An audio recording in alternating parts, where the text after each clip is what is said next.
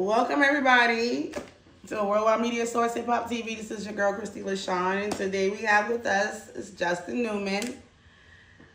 Justin, for those who don't know you and just maybe meeting you for the first time, can you give a brief introduction? Of course.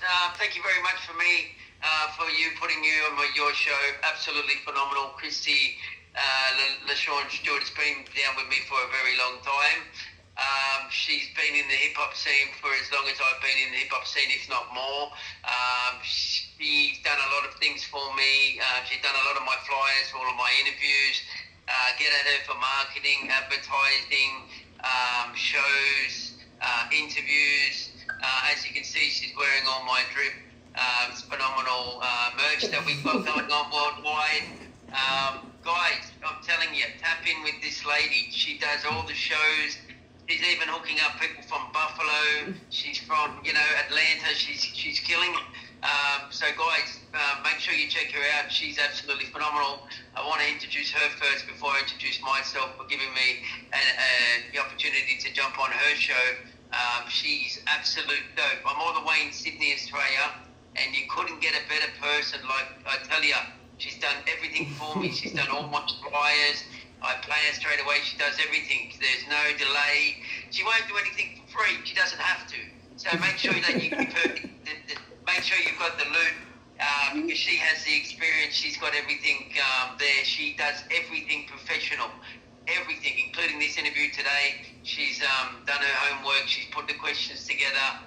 She's waited very patiently. Unfortunately, Facebook was playing up, nothing unusual there. So we might have to move some of the interviews to Instagram moving forward from Facebook, because Facebook won't let certain people go live with me. It just doesn't happen. It won't let the person come live. So guys, big shout out to Christy LaShawn. She's absolutely phenomenal. You can see she's wearing my drip. I always give her my merch. She's always wearing it. There's a new line coming as well. She's got a few merch lines, but she's put that one on today. She's absolute dominant fire. Wearing the same hat, got the same jumper drip, but she's got the shirt on. Alright, so I'm from Sydney, Australia. Big shout out again to Christy LaShawn. She's absolutely phenomenal. Make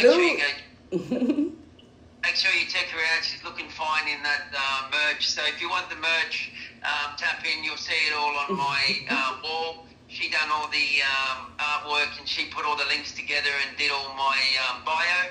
So if you want a bio, go check her out. If you like my bio, everyone likes my bio, but there's some reason they don't want to go and check her out or pay for the bio. Again, it's not for free, guys. She does her professional work. If you've got no money, then don't reach out to her. There's no point. She does everything for a good price. And she's very professional. So go and check out my bio, and you'll see how good that is. So we'll start off. So my name is Justin from Sydney, Australia. White Boy Productions, Sydney, the GOAT. Been born and raised in the hip-hop scene from Ice Cube days, Snoop Dogg days, all the way back to the old school days. I was with Little Easy last year. I was also with DJ Yellowfella all last year as well. So big shout out to them as well. They came out to Sydney. I got to rock it with them as well. So big names. I've got a lot of different things happening. I've been in the game for quite a while. I bring up hip-hop artists all over the world, ranging from underground all the way to big stars, which is where I started off in my label. But yeah, that's just introducing myself. Okay, well, tell us what even got you into the music industry. Yeah, I know. Sorry? Tell us what got you into the music industry. Okay, so what got me in the music industry was a couple of years before the COVID days. Basically, I started looking into that, what I could do, because I was a big lover of the hip-hop scene. And how I got into the music industry was I started thinking, well, maybe I'll make a platform up or do something for the hip-hop, to get the hip-hop involved, especially when the COVID was going to happen, to get people involved into real hip-hop and what it's all about. People say they can't see me. After the interview, you'll be able to see me. it does it reverse. So sometimes Instagram shows the other person, and then sometimes it shows me. So after the interview, you will see me, guys. So basically, I was in an era there in my life where I've got, okay, I'm going to put hip hop to the forefront because I grew up with hip hop. So that's how I got into the hip hop scene. A couple of years before COVID. So around 2018, I started in the hip hop, and now doing very well in 2026. That's 8 years I've been doing interviews, shows, working with artists, doing things internationally, global, for nearly 8 years now. So what got you with working with independent artists specifically? What got me working with them, I'll tell you. So mainstream artists were always looked at basically in the industry because they had a following, or they had a budget behind them because they were mostly signed, which is why they're called mainstream artists. Right. Which wasn't giving the independent artists that are really dope, that have really got some good movement and some good hip hop, they weren't being seen. So that's where I got involved, and I've gotten to be able to have the privilege to have 800 artists all over the world under my name be seen. That's major. Yeah, so that's dope. So, 800 artists from underground to major streamed artists had been seen and even signed under my name. So, very, very big things that I've done since I started. But that's why I went from major labels into independent, to give them the limelight. I've showed them their talent and what they can do. They're just as good as the mainstream artists, but they weren't being seen. Okay, well, what's the biggest challenge that you have faced so far since you started? Wow, the biggest challenge. All right. To say it in a nice way, the biggest challenge I probably would have faced would be going through a lot of the haters, which makes you more and more impact on the industry. So how I'll explain it. So you'll put your effort and work in, and then someone will try to shut it down or say this or say that about you. And if that's happening, then you're doing something real in the hip hop. Because if you don't have any haters, then you're not doing anything real. Also, there was a lot of different things. I bought out my name, which was White Boy Productions Sydney, the GOAT. And a lot of people didn't understand that name, being a lot of the verses in the world. So I had to really work to get my name out there, to understand why I called it that in general, and what it was all about, and how I mixed that with different genres in the world. I also worked all over the world with South Africa, Nigeria, China, all different areas and industries, all different backgrounds, which now know what that means. But when I first started, I had a lot of hate on what the name was and what the emblem was and things like that. I had to build my own, I guess I had to go through all the hate and show people consistently what this label was all about and why the name is what it is. And there was so many more different barriers that I went through. Like, a lot of people jumped online and thought, because of the COVID, that they were the best next rapper, because they could jump online and mumble and rap mumble. And to me, I don't deal with that. Like, it has to be real bars, hip hop, delivery. It has to be a message. It has to be the essence of you actually lived or actually have done something in the hip hop scene that got my attention, or actually lived what you're rapping. And only 10% of the rappers out there today do that. Well, if you ain't got no haters, you ain't doing nothing. So shout out to your haters, okay? Thank you. They're really lovers of you if they got time to hate on you. Because if not, what are they doing with their lives? I wouldn't be following somebody that I don't like, or I don't hate anybody, but if I don't care for you, I wouldn't be following you to be, trying to put the next person down. So shout out to your haters. They're really low-key fans, So next question. What accomplishments are you most proud of? Wow. So I'll explain again. One of my most accomplishments I'm most proud of, I have 9 million engagements all over the world. So Woo! I don't mean a lot. I don't mean a like or a follow on TikTok or a fake follow here or a fake gimmick there. Actual engagement. So I would ring the artist, I would speak to them online, I would do interviews. I've done over 800 interviews at 2 hours a pop in all over the world with 800 different artists. So if you do the math, 2 hours an interview with 800 artists, how long is that in your life? That's number one. Okay. Like you're really dedicated to this, I see. I've seen for a long time you've been dedicated to this. You've been helping a lot of artists, consistently. You don't just help one artist and then the next time you see a new artist, you don't see that artist again. You see the same artist over and over again. Like you really stick with these artists and help their career grow and push them out there, help them with the projects and everything. And I love that. 100%. Exactly. So like, if I see you've got a talent, hip hop, bars, delivery, you actually want to go somewhere. Right. I'll just elaborate a bit because I know some of the questions.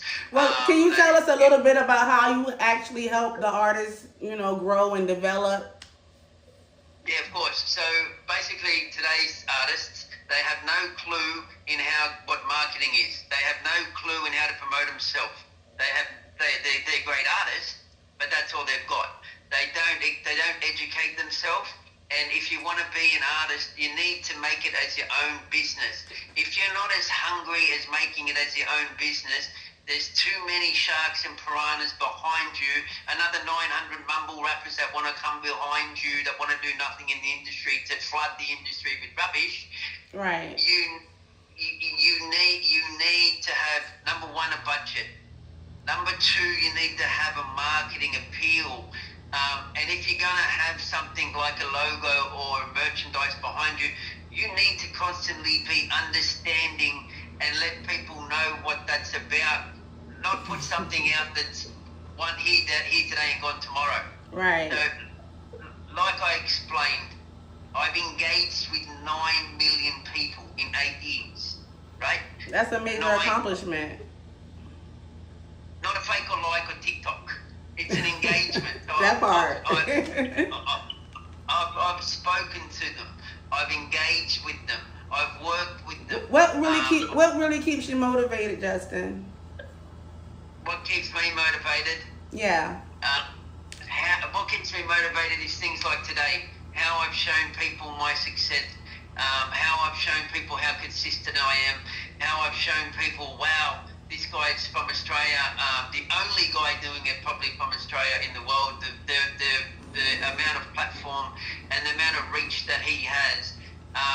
And things like that keeps me motivated. Like, because I'll tell you this, I've put more money in my platform and putting things out there than I've gotten back. And that's what you have to do as an artist or as your own promoter, as your own platform, until you raise the bar. And it can take years. I've been doing this 8 years consistently, 8 years.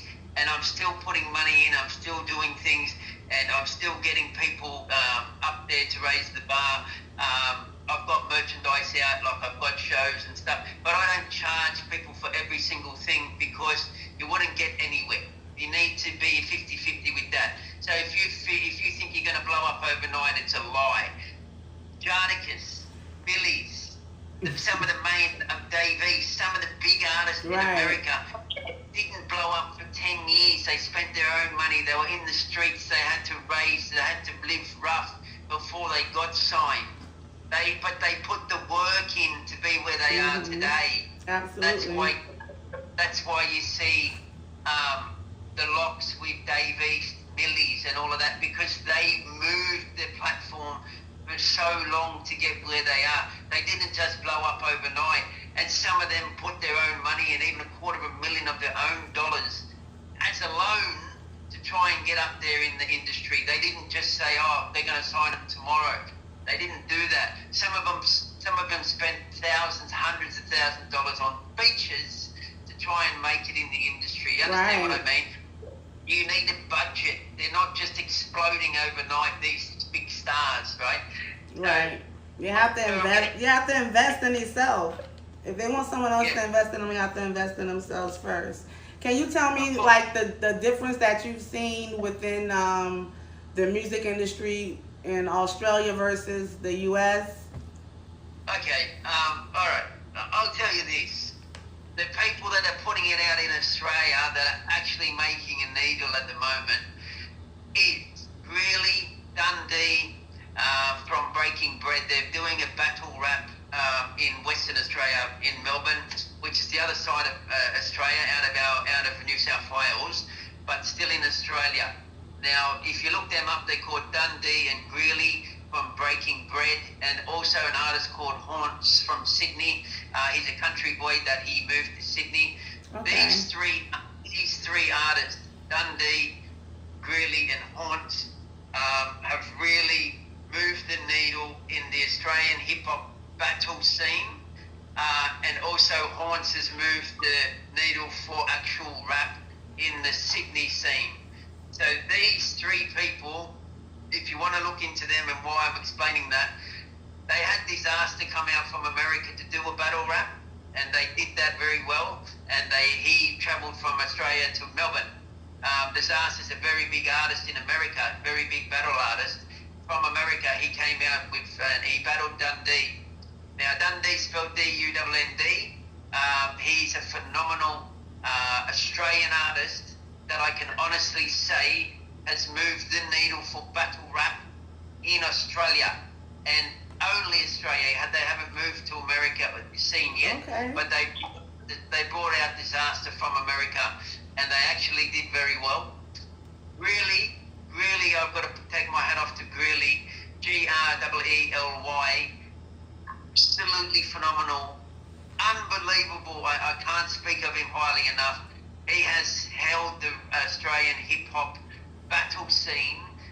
He last battled Mr. Ruckman in February. He is absolutely phenomenal. Really can do everything as a very, very impressed. It's called Breaking Bread. It's on Instagram. You'll see it. It's got Dundee, Greeley. It's got a lot of the artists from Australia that America should really tune into, that you would be very impressed. They've been moving this scene for a very long time. Dundee and Greeley, I take my hat off to them. They're absolutely phenomenal for battle rap. America should really take a look at these guys. And Haunts, spelled H-A-U-N-T-Z. He's from Sydney, Australia. He was a country boy. Second to none on the battle scene. The young Eminem. That's how much Haunts, H-A-U-N-T-Z. I've put him up many times. I take my hat off to him. He's gone through a lot of mental issues. So for the mental health in the industry, for battle rap, and also for the rap scene. These people, Dundee, Greeley, and Haunts, Mr. Ruckman as well, currently in Thailand, they are absolutely phenomenal for rap in the hip-hop Australia scene, that actually independently move the Australian hip-hop. So check them out. Dundee, D-U-N-N-D, Greeley, G-R-E-E-L-Y, and Haunts, H-A-U-N-T-Z. The company that is actually doing the battle rap and moving the needle is called Breaking Bread. Okay. They are killing it. They have just had Disaster out from America. I was absolutely blown away with Dundee's performance. So can you tell me like what type of opportunities that they have in Australia for American artists to come, and vice versa? I think if you look at Dundee and Disaster, I think if you look at how they brought out Disaster from America, and you're really keen on getting to Australia for the battle rap, not the hip hop. I'll explain. But battle rapping. Battle rapping. Breaking Bread's the answer in Australia, or battle rapping in Melbourne. Battle rapping is definitely Breaking Bread. I've got to say, I've not said it highly enough. Reach out to Breaking Bread if you're from America. Reach out to Greeley. He's phenomenal. Look, I'll tell you this. Australia, it's a bit like America. Australia doesn't like to get behind each other. It's the same as America. So I'm trying to reach out to, I'm trying to tell everyone worldwide on this interview, break the hate, because Australia don't like working with each other for some reason. They same as America. It's a bit like the Buffalo scene. They hate on hate. But I'm telling you, Dundee and Disaster, if you check out Breaking Bread, if you really want to come out from America, go on Breaking Bread. What type of trends that you see that's going on in the music industry that you notice that's global? Global, I would say out there would be the Complete, very good rapper. I would say Haunts would be gone global as well. I would say, who else have we got? I said the trends, Justin. The trends. What type of trends? Trends, I'd say, would be more the battle rap here for Australia. It wouldn't be hip hop. That's global. I was talking about like for globally. You think like battle rap is like the major thing that's global right now? That's what you're saying? Yeah. Not. There's no. Look, I'll tell you this. There's not many. There's not like at the moment battle rap. Breaking Bread's killing it for Australia, Melbourne. Yeah, I would not say any hip hop. No, I would say the battle rap scene. Okay. Hip hop in Australia is a bit quiet due to the fact that there's not a lot of consistency. But I would tell you this: for battle rap, there's a big, massive opportunity with Breaking Bread. But I don't see Australian hip hop much on the scene at all. No. I'd have to bring out the American artists for a hip hop show, which unfortunately I was going to do. I had a worldwide hip hop show coming with major artists. I was ready to come. I got my passport. I'm ready. When you gonna do it again? So I'll tell you what happened there. I don't really want to disclose it all, but I was let down unfortunately with a few different matters that were out of my hands. Which I can't disclose publicly, but because of that we can't have that concert. But that concert consists of massive artists from America to be flown out and independent artists. It was going to be absolutely phenomenal, and that was at the Art Factory in Sydney, and they were going to be flown out all the way from America under my label and things like that. But things happen. Right. I haven't been. If anything, I've gotten bigger from that happening to me. I've actually made more effort and more interviews and more interaction with people and looking into a few other things as well. But things happen. That's out of your hands, especially if they're a 24-hour flight away. It's very, very hard to get that in motion. So right. So when basically I had no choice but to cancel the concert, I was devastated. I put months of work into nearly 12 months of work into getting that gear. I was about to have all the flyers out in the street. I was about to have everything popping. But I tell you this, it was costing me nearly 90,000. Basically, it cost me all the artists to be coming out here. I had to fly them out, pay for them artists. Then I had to put them up in a hotel. No one does anything for free. So let me tell you this: you need a budget. That part. I was prepared that the concert itself was going to cost 90,000 American. So I was prepared to put a lot of money in on the line there. Prepared to pay for the artists to come out. I was prepared to fly a few people out like yourself. I was prepared to pay for people and things like that. But I was getting the budget and things like that.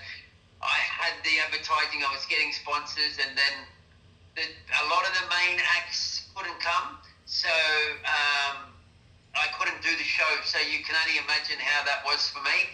Right.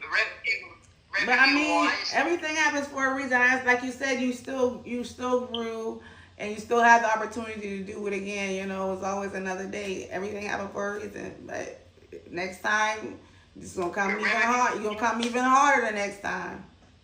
revenue-wise, it was probably about 150,000 American event. Okay. I mean, So it was gonna be revenue. major, but it's another event coming. I know it's another event gonna be brewing up in you, Justin. But revenue-wise, it was a big event. I did have an Australian artist that was going to be performing there on the show as well. So I had Australian acts that were going to open up for the American acts, which would have been phenomenal. I had a lot of things in place. I had the merchandise ready to go. I had free tickets. It's a lot to make a show. Let me tell you this. It's as you know, because you do some small shows in America yourself. It's a lot of work. It's a lot of organising. It's a lot of preparation. And unfortunately, people can let you down before the show. But you being the CEO and that, you've still got to bear the brunt on that. You've still got to make sure the things are done, even if they're cancelled and stuff like that. And it can cost you lots of money. So, and especially being in Sydney to America, it's a 24-hour flight. Right. Some of the people that were on that show weren't going to risk the 24-hour flight. Some of them thought it was too long. So I have a lot of different issues moving forward with why the show was cancelled. I had health reasons. You can't just jump on the plane from America to Sydney. They give you a medical check. You can't have a criminal record if you've been in prison, like a lot of gangsters and rappers over there have got records as long as my arm. You can't just jump on the plane and come over to Australia. Not allowed. Definitely. I totally understand. If you could change one thing in the or about the music industry, what would it be? Take out all the mumble jumble rap. Take out all the AI crap. I'll be honest with you. How much artificial intelligence rap verses are we seeing? It's ridiculous. Like, hip-hop is hip-hop. Okay, I understand use AI for marketing. Perfect, no problem. Use AI for videos because it's a lot cheaper for artists than paying $5,000 to come out and do a video. I get it. AI works in very good ways for media, for videos, and for everything like that, looking up things, getting information. It's perfect. It's absolutely 90% true. AI, if you go on AI, it's great. But if you're using AI for making verses or to do hip-hop and then try to sell AI as in that's you, that's garbage. I feel like music should always be original and come from within a human. But with AI, it's like it takes, a little bit of all the humans and mix it together. It's not really original because it's not coming from one person or a group of people that's being acknowledged, So I get it. I totally get it. Artificial intelligence, that's why we're on that. Again, it's good to look up something. If you look up Christy LaShawn, AI will tell you who she is and to the T of exactly nearly to the point of the truth of who she is. It's true. But AI tell you who anybody is, okay? If you go to Google your name, it'll tell you, yeah. So, and artists, y'all need to start researching these people. AI tell you who you're dealing with. They're gonna pull up everything. You can tell them to research the person, and I always recommend for you to research who you're dealing with because I've been an artist too, so I've been through experiences. Like even when I thought I had researched people, certain things still came up. So it was like AI is gonna bring everything up, though. I'm pretty sure of that because I be doing my research on y'all. I be doing my research on y'all. AI is good and bad. But then when you start, like, I'll be honest, here's another thing I don't like. When you have a concert, people put bots in the crowd and little robots so people are in the crowd and tell me it's a sold-out show. That's bullshit. Yeah, that's not what that's AI. Yeah, I don't like all that buying the fake people. I leave it original. And then when I'm ready, then, I invest and I push the market and, you got to pay for the ads and stuff. Like, I'd rather have organic engagement. Correct. That's how you build fans. Like, if you having all these fake stuff when people pay you for a show, and stuff. You want to get paid for a show all the time, but yeah, where's your fans? Like, Yeah, but see, nobody's showing up that you invited. Bring your fans. Where's your entourage? You know, like 100%. This is how it works. So you've got a million followers, but you've only got 5 comments. Now something's a bit wrong there. And then you go, then you go over to someone's page that's got 5 million followers, and it's got 10 comments. That's why none of those numbers don't mean nothing to me until I see it. Bring it. Let's bring it. There's a look. I'll be honest with you. If that's the case, why you not already out here having concerts if you can bring those numbers? Because you're not. And then they want to downplay the promoters and the marketers, the people that out here trying to help them. They don't want to pay for nothing. They feel like they already made it, but in reality, they still need us. And when they realize that we might not be here, it'll be another people. Because, see, I'm not going to be doing this forever, you know. So the people who work with me now, great. But I'm retired. I'm 43 years old. I'm not going to be doing this forever. I've been doing this forever already. So, you know, like, let's keep it real. Like, y'all need us just as much. It's not so much we need y'all. Y'all need us more than I feel we need y'all, because at the end of the day, we can do other events, but I choose to do independent artists because I promote independent artists and I believe in independent artists. So I try to make opportunities for them. I don't want them to feel like they gotta sell their soul. You ain't gotta sell nothing when it coming to my events and stuff, and we ain't gonna do nothing but make sure you safe and you have a good time and you grow and elevate and network to where you're into another, once you leave the event, now you into another thing you got going on. You know, it's like, you gotta come out, you gotta network, you gotta invest in yourself. Ain't nothing in life free, and I ain't got nothing free for you, baby. All I can do for you is pray for you. That's all I can do for you for free. Nothing in life free. I can't get nothing for free. I gotta pay for everything, and I'm one person. You know, I haven't had one sponsor yet, you know, who stepped up to the plate to help me with this. You know, so at the end of the day, all I need is God, and He's my sponsor. So at the end of the day, this thing going down and it's happening, and we gonna have a great time, and people gonna network and they're gonna elevate. And you know what? Like I told you, I'm not gonna be doing this forever, so they can play around and wait for who gonna come up and step up next to try to do things for independent artists. So they need to start having their own concerts and bringing their own fans out that they have. But if you want fans, you gotta network. You gotta. It's always about who you know. It's not always about what you know. It's not about how great you are. Everybody needs everybody. Everybody needs somebody. Nobody can do it alone. And if you don't got God, you ain't got nothing. So at the end of the day, that's all I got to say about that. Yeah, well said. But what I can put into that is, and I'll explain a little bit as well. Chrissy said it very well. Well said. Look, she's been doing this a long time. Like, she's a female goat, I'm telling you. You've really got to reach out to her. She does marketing, she does shows, but it's not just your general it's not just your general. She is top level. If you give her the right information and the right opportunity and offer her the right price, she is one of the best worldwide. I'm in Sydney, Australia, and I've brought so much stuff off her, bought her different services.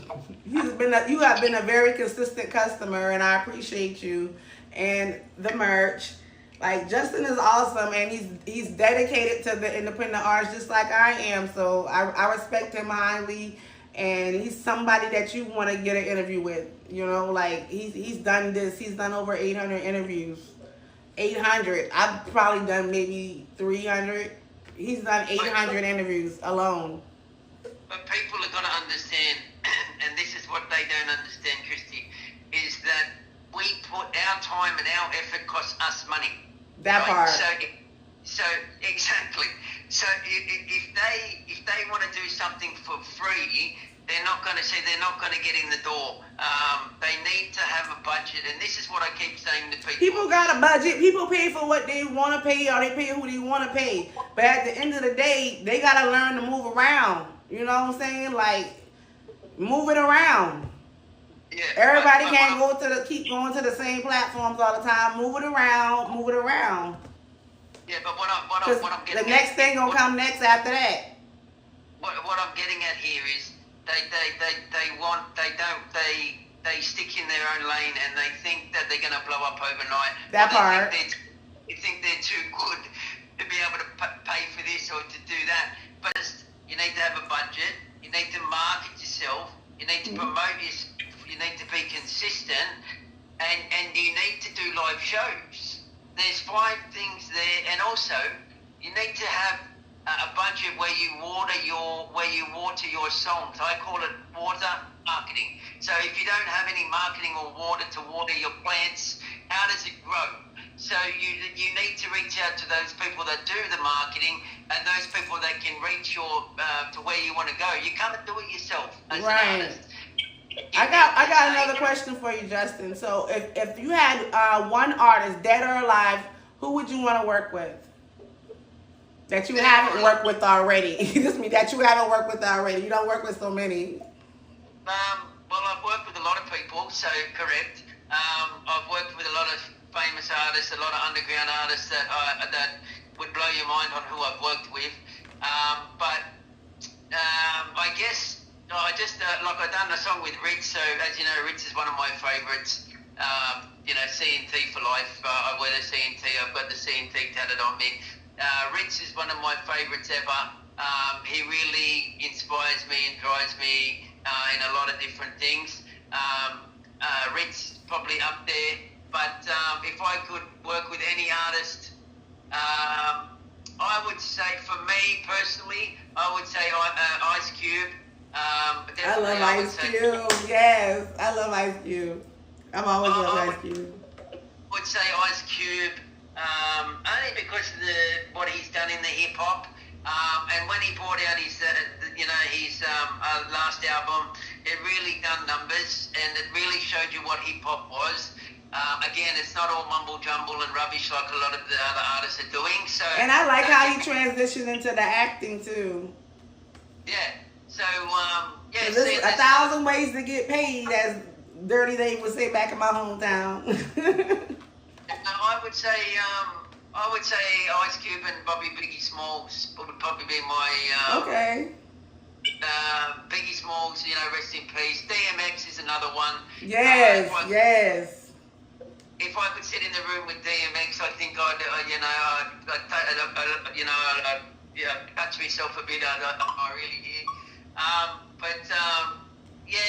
Other than that, I'd say there would be Jadakiss would definitely be there with me, but I've done a bit of work with Jadakiss. Okay. So I'd say Jadakiss at the moment would be up there, but I've really admired King Kukurai for over 20 years. Oh, he's awesome. I didn't know about him until, you was sending me all this stuff. I was like, okay. I like him. I think King Kukurai he's been slept on a bit, but yeah, because I didn't even know until you sent his music to me. Yeah, no, I think King Kukurai definitely in the hip hop scene has done. That's why he doesn't do much rap anymore. He's sort of like retired, but's behind the scene. And I've worked with Tech Nine. I've worked with Tech Nine a lot, which is the most independent rapper in the world. I've done work with Colt Calhoun as well, Strange Music and things like that. So, and also I've worked with another big artist, very big notoriety artist. He's been around a long time. His name's Mickey Fax. He has Pendulum Inc. He does a school. Yes. He's got a lyrical school called Pendulum Inc. And what he does is he brings hip hop to the forte by getting that school. I like that. I like that real music. Like when I listen to him, I get that real music vibe from him. Like I feel like he really lived this type life. Like I like it like that. He's got a story, right? Yeah, I love the storytelling part of it. Mickey Fax has never worked a day in his life. He's got money from doing what he does. He's never worked a regular job in his life. That's amazing. So for him to be paid on, but don't forget, he's one of the most lyrical, obscene artists in the industry. Not to mention John Connor as well, absolutely phenomenal. Yeah, I remember him. He's out there in Flint, Michigan. Like, if you listen to these people's bars and you listen to these people rapping, it's actual rap. It's real hip hop. Like, that you used to see back in the day when they be on the corners and they be out there spitting for real. Yeah, but I wanna know one more. I have one more last question for you, Justin. If you had $1 million right now, how would you use it to impact independent artists' lives? If I had it, well, it would be pretty much how I would do it is I would do it through marketing, live shows. I would do it through interacting with, show them pretty much how to get out there. So giving them a package on basically from A to Z on how to do things as an artist in the music industry. Not just throw $1 million at them. I would give them an opportunity. Like artist development. Yeah, which would get them up there because they're being thrown a lot of money, but then they owe a lot of money. So to be honest with you, I'll give you an example. These signed artists that are being thrown all this money, throwing up $1 bills, strip cup of bills in the videos, owe a lot of money. Like they don't reach their first $1 million until they pay back the person that signed them millions of dollars. You know what I mean? Like, these people don't understand that they're in debt until they pay all that money back. They're not in front, where independent artists may not be that far up, but they're not in debt.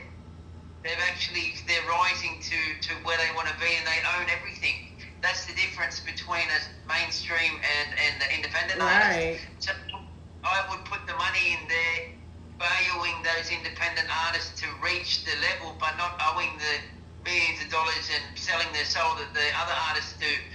So I would put that money into that. I wouldn't just give it all to myself.